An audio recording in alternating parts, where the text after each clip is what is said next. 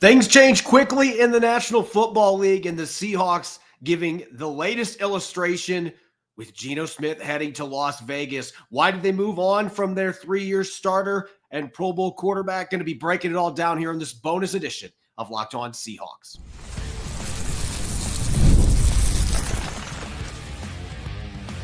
You are Locked On Seahawks, your daily Seattle Seahawks podcast, part of the Locked On Podcast Network. Your team every day. Greetings, 12. This is Corbin Smith, host of the Locked On Seahawks podcast, your daily Seahawks podcast, part of the Locked On Podcast Network, your team every day. A special thanks to all the 12s for tuning into this emergency Friday night pod here, whether you're in Ephrata, Washington, or Indianapolis, Indiana. Greatly appreciate all of you for tuning in and making Locked On Seahawks your first listen 5 days a week. I am not surprised very often in this business. It takes a lot to catch me off guard, but it has happened today. Geno Smith being traded by the Seattle Seahawks to the Las Vegas Raiders in exchange for a third-round selection, the 92nd overall pick, so barely in the top 100 selections to move Geno Smith to Vegas and reunite with Pete Carroll. That connection, that has been one that we've seen some people speculate a little bit. But from my understanding, even up to earlier this week, the Seahawks were dead set on extending Geno Smith. The problem is they weren't going to do it at the price point that Geno Smith and his agent were looking for. The reports are between 40 and 45 million, and the Raiders are going to be willing to pay that price to extend Geno Smith. The Seahawks were simply not. And so the negotiations did not go where they thought they were going to. And once it became clear there wasn't a counter offer on the table from Geno Smith's agency, at that point, they started to explore this with the Las Vegas Raiders. It came together. They finalized it. Obviously, the deal cannot be official until March 12th. But this deal is in the books. The two sides have agreed on it. So Geno Smith is heading to Vegas. And again, this is an absolute stunner to me. And I think it's more surprising when Russell Wilson got traded a few years ago, because at least leading up to that point, there had been a ton of smoke. In the case of Geno Smith, and I think I'm speaking for everybody that covers this football team closely as well, the comments that were made by Mike McDonald, by John Schneider, and everything that I've heard even here in the last couple hours after this trade was announced, like, this is not what they were originally planning to do. This is how quickly things can change in the NFL, but it just didn't work out negotiation-wise. And so now the Seahawks have decided to hit the reset button. And it's fascinating to me. And I know there's some fans out there that disagree. I've already seen this on social media. But when I saw that it was number 92 overall for Geno Smith, I understand he's going to be asking for a big contract. He's in the final year of his deal. He's a soon-to-be 35-year-old quarterback. I get that. But that still seemed pretty low to me for a guy that's been a Pro Bowler 2 of the last 3 years. But this is what happens when negotiations break down, and then you feel like you need to make a move. And there's one factor here that we have to consider. Geno Smith had those non-prorated roster bonuses coming up on March 16th. If the Seahawks did not feel like they were going to be able to get an extension at the price that they were willing to pay, by that point, they would have been on the hook for $16.5 million. And so that was kind of the looming issue here. Seattle felt like they needed to try to knock this out. And I've talked about this on the podcast. I just thought it was going to get done. And I'm honestly stunned that it didn't. But $45 million for Geno Smith, that was probably significantly more than what the Seahawks were willing to pay. And we talked about this earlier. I thought that $35 to $40 million range, maybe a hair over that, was about the sweet spot. So I can understand Seattle's reservations, but if there wasn't a counter offer, and we don't know what the Seahawks initially offered, if it was just $35 million, Geno Smith was not going to take that. And I can understand from his perspective that, well, that's less than Baker Mayfield. It's less than Aaron Rodgers. I can understand his argument there too. You can see both sides. But again, this is just absolutely stunning to me, because you look at where Seattle is at right now. If this was a team that was coming off a 5 or 6 win season and they were mired in a rebuild and they didn't have the talented pieces and some of the young talent that they have on this roster, it'd be more understandable. But John Schneider and Mike McDonald have been selling the idea, look, we just missed the playoffs. We got double-digit wins in Mike McDonald's first season. You got a ton of young players. Most of your defense is under contract. For them to turn around from being an ascending team, as they were saying, to then saying, we are going to ship our quarterback out of town. And I can tell you, I have spoken with a couple players since this went down that are not happy about this. And it's understandable. Like, you're wondering, what's the future at our quarterback position? How does this impact our ability to contend this next season? But it, again, goes down to the dollars and cents. And Seattle was able to save $31 million against the cap. The Raiders are going to take all that remaining money on Geno Smith's contract. They're going to give him that extension at the price point the Seahawks were not willing to. And that's the Pete Carroll effect. Pete Carroll loves Geno Smith. Geno Smith had his best seasons with Pete Carroll. So from his perspective, Geno Smith's probably excited about this opportunity too, because he enjoyed playing for Pete, and Pete's the one that took the chance and gave him that opportunity to be a starter. So I could see this being something that worked out well for Geno Smith, but this is going to be a really tricky situation to work around for John Schneider. And I think there's been plenty of fans out there saying, well, this gives John Schneider a little bit more breathing room. I'm on the opposite end of the spectrum here. You've got a team that won 10 games last year. Most of those guys are going to be back. You already have got the fire of DK Metcalf wanting traded that's been out there. Who knows what's going to happen on that front now? If you end up trading him after trading Geno Smith, this offense, where are they going to get points from? You've got Jack Smith and Jigba, some good running backs, but where are you going to get points from with this offense, regardless of who the quarterback is that comes in to replace? And I will talk some replacement options here in a few minutes, but I just look at Seattle's situation with a new offensive coordinator coming in. Clint Kubiak has done really well with veteran quarterbacks in the past. This seemed like a great offense for Geno Smith to thrive in. Very similar skill set to what Kirk Cousins brings to the table. Kirk Cousins had arguably the best 3-year stretch of his career when he was working with Clint Kubiak. And if they would have had all the weapons on board, you can make an argument that Geno Smith had more at his disposal than what Kirk Cousins had in the 3 years he was in Minnesota. It just felt like a great link between the QB and the new offensive coordinator, but the price points just didn't match up. And again, this is as, drastic of an example as I can think of something just changing overnight where it's like, you know what? Now we have an interested party that has connection to Geno Smith. We're not paying $45 million. So we're just going to rapidly pivot. And now the question is going to boil down to, what are the next steps for this team? Like, do they try to get DK Metcalf swayed to want to stay around? I mean, how do you sell, do you sell Sam Darnold to him? Do you sell Justin Fields? I mean, I don't know how you sell those QBs if you couldn't sell staying with Geno Smith. Who knows what all is going on behind the scenes there?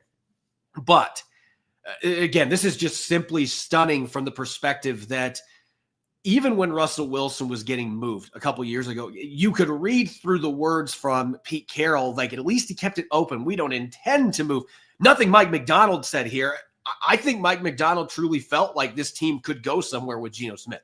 And so that is why I'm really stunned, because of the positioning they were in. It just seems like really odd timing to suddenly be hitting a reset button. And again, I think John Schneider, like, you're playing with fire here. If it ends up working out, great. It could extend your time as the general manager, but you have to remember that his contract's only got a couple years left on it. His team hasn't been to the playoffs the last 2 years. It's the first time that's happened the entire time he's been the general manager. There's a lot of pressure. I think this turns the pressure up. If they go out and draft a rookie quarterback, maybe that does buy him a little more time. But you moved on from a guy who had consistently gotten you to 9 or 10 wins and did it with an offensive line that was terrible in front. And that's really the point here. I don't think it matters who they bring in to replace him if they don't get this offensive line fixed. That's the most obvious statement here. But Geno Smith's been able to mitigate that quite a bit the last couple of years. That's been one of his greatest strengths, his ability to keep plays extended while in the pocket, be able to make big throws under pressure. You're asking a lot of any quarterback that's going to come in and fill that. So this just seemed to me like even a couple of days ago that this was a slam dunk. But when the negotiations break down that way and you're talking about an older player, and eventually we're going to have to move on, that's what ends up happening. And again, this is I'm sure a pivot that John Schneider made that he was not expecting to. I'm sure he didn't expect DK Metcalf to suddenly say, I want out. There's a lot of chaos and disruption right now in this organization. And they're going to have to make a move that is going to be sellable to the guys that are on this football team still, because Geno Smith had strong backing in that locker room. So this is going to be a critical next couple of weeks trying to figure out what they are going to do at the quarterback position. And Sam Darnold is obviously the big name. I'm going to be breaking that down more coming up next. But when you look at the options, and I've talked about this for months, if you were going to move on from Geno Smith, you got to make sure that you've got a fallback option. And I'm just really curious if that is actually out there for this football team. I'm going to dive into that coming up next year on this bonus edition, an impromptu edition of Locked On Seahawks. This bonus episode is brought your way by our friends over at FanDuel. When the game tips off, the NBA action is just getting started, and there's no better place to get in on the action than FanDuel, America's #1 sports book. With FanDuel, you can place live bets throughout the game, so even if you miss the opening tip-off or you want to bet on a fourth quarter comeback, you can stay in the action. And if you're looking for a bigger payout, you can combine your live bets into a same-game parlay. I love using FanDuel's live betting feature because it keeps every moment of the game exciting, whether I'm backing my team for a late-game rally or picking Tyrese Halliburton to make a clutch three in the closing seconds. I never feel like I missed my chance. Plus, the app is easy to use, and when you win, you get paid instantly. Right now, new FanDuel customers can get $150 in bonus bets if your first $5 bet wins. Just visit FanDuel.com to join today. That's FanDuel.com for your shot at $150 in bonus bets. Make every moment more with FanDuel, the official sports betting partner of the NBA.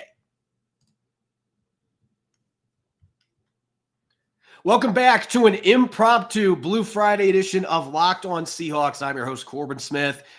Thanks to the 12s, all of you, for tuning in and making Locked On Seahawks your first listen 5 days a week and sometimes twice in a day. We greatly appreciate it.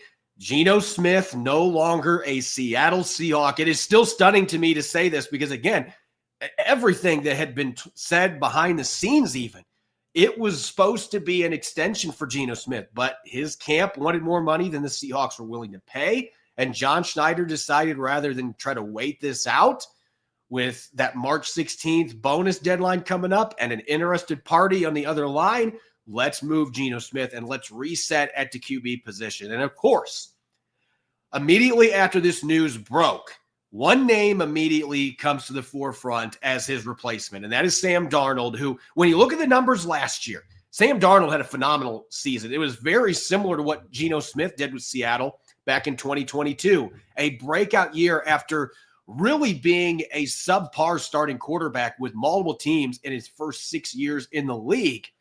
Goes out and throws 35 touchdowns, over 4,300 passing yards, only 12 interceptions. The Vikings go 14-3. They did get bounced in the opening game of the postseason, although that ended up happening because of the offensive line issues and the protection for Sam Darnold. That's where my issue lies here when we're talking about whether Sam Darnold can be the one that replaces Geno Smith. And there's a few different things that need to be broke down here. First off, Sam Darnold is going to be an unrestricted free agent. He's 27 going on 28, so he's much younger. I have understood that argument from fans who have wanted to get younger at the quarterback position. I get that argument. He is significantly younger than Geno Smith. Could be your long-term guy if it pans out. Had that great season in Kevin O'Connell's offense, which is very similar to the one that Clint Kubiak is going to be running. Both those guys come from coaching trees that originally were from the Shanahan system. And so there's a lot of carryover here.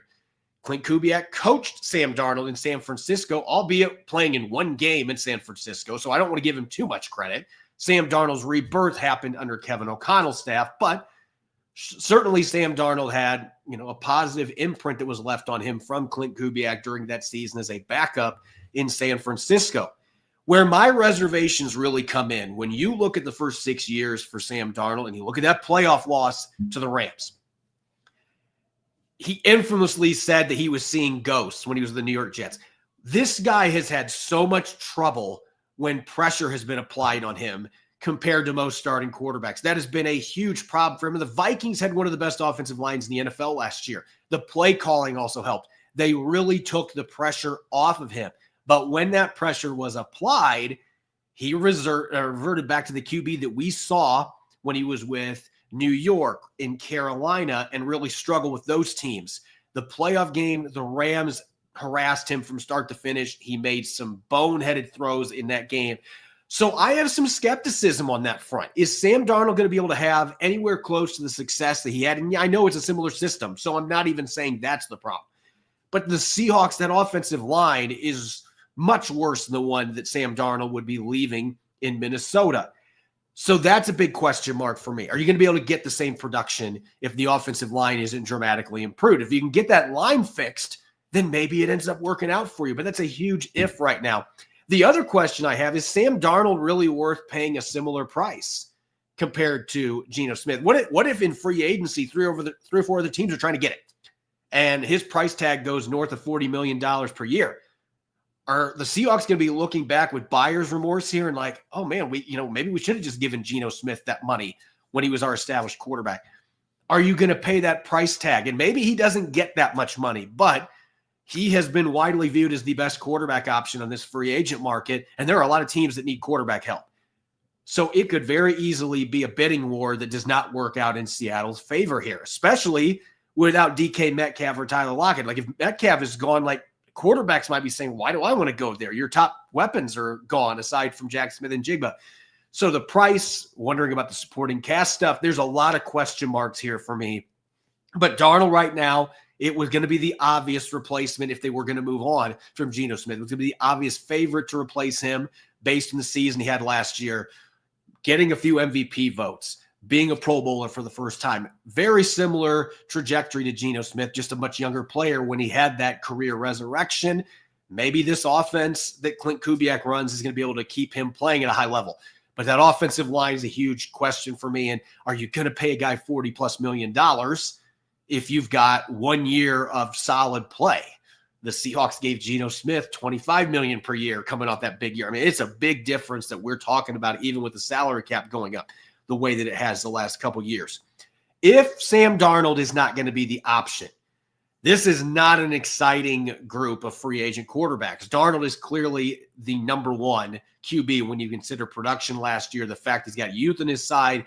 There's a couple quarterbacks worth mentioning here, though. I'm going to briefly just throw in the name Aaron Rodgers, and then I'm going to move on because the guy is past his prime, obviously had a terrible year in New York. And let's face it, I don't think Seahawks fans could live with themselves. With him previously being a nemesis in Green Bay, I can't see Seahawks fans being on board with that, especially with him not being anywhere close to the player that he previously was, winning all those MVPs in Green Bay. He's had a bunch of injuries.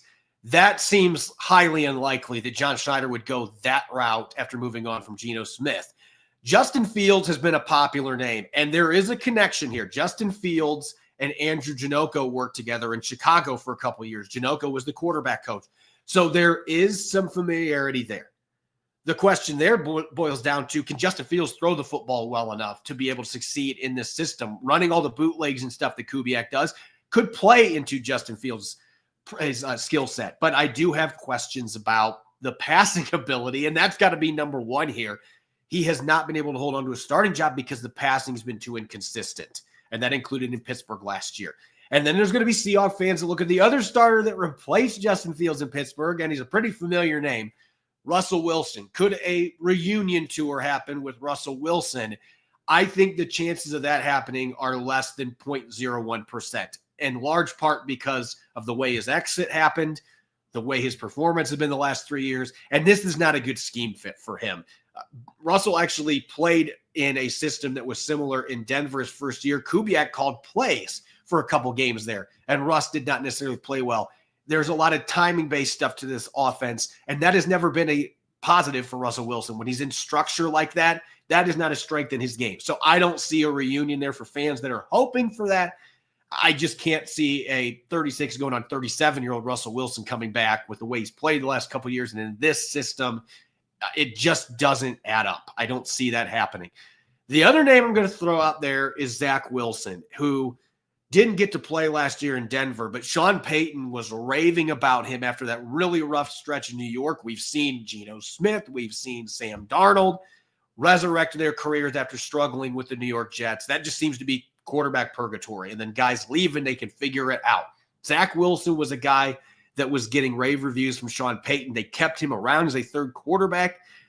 And maybe he ends up coming in and competing against Sam Howell, and maybe he beats him out. and that could be your starting quarterback, or you bring in a rookie to compete against him. That is not the most ideal, obviously, because Zach Wilson did not play well his entire time with the New York Jets. He didn't play at all last season, but he's still 25 going on 26, still a young player. Maybe the Seahawks try to have lightning strike twice with a former Jets quarterback coming in and resurrecting his career in an offense that is quarterback friendly as long as you're accurate and you can throw the football. So that's really the question. And then, of course, there's the draft as well. We've been on this really since the season ended. This is not a great quarterback class. I do think it is better than the 2022 crop, but it is not as good as the last 2 seasons that we have seen at the quarterback position. And Seattle's still picking 18th. Can you get into the top 5 to get a Cam Ward or to get Shedeur Sanders? Is Jackson Dart even going to be around at pick number 18? If those 3 are gone, maybe somebody like Will Howard on day 2 or Quinn Ewers, maybe John Schneider likes one of those guys and thinks he can develop into a franchise quarterback. There's just not that can't miss QB. And there's not a lot of quarterbacks in this class that have high marks as far as being starting caliber prospects. And so, and Sam Howell didn't play well last year. And maybe they think Sam Howell in this offense is going to be able to figure things out. But that would seem like a huge gamble with what we saw last season with his limited action. So it goes back to the comments that I made at the outset of the show. I'm stunned by this move to trade Geno Smith. In large part, I'm mostly stunned because of where this franchise is at right now. And some people will argue, well, they've been in purgatory. It's time to shake things up. I understand that, but what if this doesn't work? What if you bring in Sam Darnold or you bring in Justin Fields and you have a significant drop-off in your quarterback play? If Sam Darnold wilts behind an offensive line that you did not do enough to address, and it's still a major problem point for this team, and Darnold reverts back to what we saw in New York and Carolina, you're looking at a team that might not win 4 games. And some will counter-argue, well, now we got a top pick. We can go get our quarterback. You're going to have a new general manager. I would think that would mean a new regime is coming into play if that happens. And again, that's where the pressure builds on John Schneider. This is now, it went from a critical offseason to an incredibly critical offseason for job security, for getting this franchise back on track. Instead of figuring out if you can get the O-line fixed with Geno Smith and see if you can take the next step there, they're taking the far less safe route, and maybe it ends up paying off for them. Maybe John Schneider looks like a genius after this is all said and done. But, man, this is truly putting all your chips on the table and just kind of closing your eyes and hoping this ends up working out, because there's not a clear path to get a better quarterback right now than Geno Smith. Sam Darnold maybe can be that guy, but you better spend that money you saved. If you have any money that you saved, again, Darnold might be pushing $40 million per year. You got to use that money to go get that offensive line fixed up, regardless of whether DK Metcalf is talked into coming back for 2025 or getting an extension or not. The offensive line is still the biggest question mark, but now you've created another massive hole with Geno Smith no longer being the quarterback. You got Sam Howell on the roster. You got Jaron Hall on the roster. There's a lot of question marks now. It's going to be fascinating to see how this plays out the next couple of weeks. And certainly this is not the end of the discussion now that this huge move has been made and the Seahawks have hit the reset button at quarterback. It's anyone's guess what the next step is going to be as Seattle tries to get this rebuilt quickly with a new quarterback, whether it's a rookie, incoming veteran, maybe they have a sprinkle of both. We'll just have to wait and see. It adds a lot of drama with free agency opening next week with the start of the new league year. As always, you can follow me on X and Blue Sky at Corbin Smith NFL. Make sure to subscribe to Locked On Seahawks on YouTube and wherever you get your podcast to make sure you don't miss a single episode. Coming back on Monday, I wonder what we're going to talk about now with this big move. Quarterback wide open, previewing free agency. Just got a lot more interesting, jam-packed episode coming your way. We're going to have a Q&A as well leading into free agency. Make sure you're tuning in and enjoy the rest of your Friday night. Go Hawks.